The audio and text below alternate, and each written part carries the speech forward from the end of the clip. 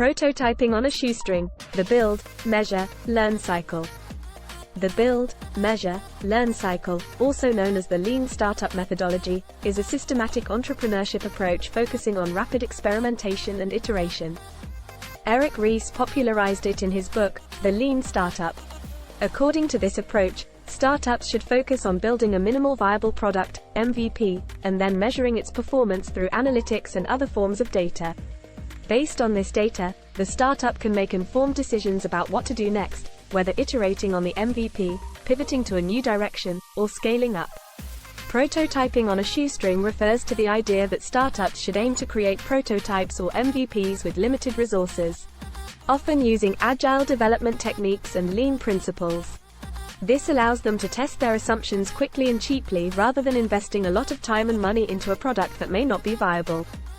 One key aspect of the lean startup methodology is focusing on critical assumptions or the underlying beliefs that drive a startup's product development and business model. Overall, the build, measure, learn cycle and the lean startup approach are designed to help startups build products and businesses grounded in reality and responsive to customer needs. By continuously testing and iterating on their ideas, startups can minimize risk and maximize their chances of success.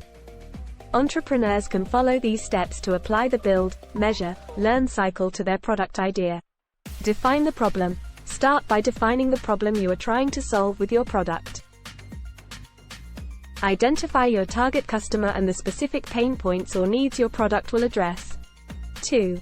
Identify key assumptions. Next, identify the fundamental assumptions that underlie your product idea. These might include beliefs about what features your customers will value, how you will reach and acquire customers, or how you will generate revenue. 3.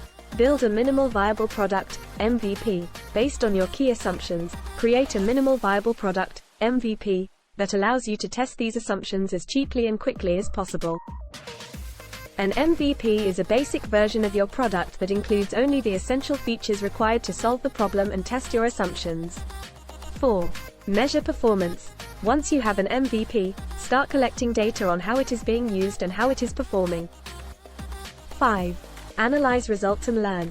Based on the data you collect, analyze the results to understand how your MVP is performing. If your MVP is successful, you may want to iterate on it or scale up. 6. Iterate and repeat. Continuously repeat the build, measure, learn cycle by testing new assumptions, building new MVPs, and collecting and analyzing data. This will help you refine your product and business model over time and increase your chances of success.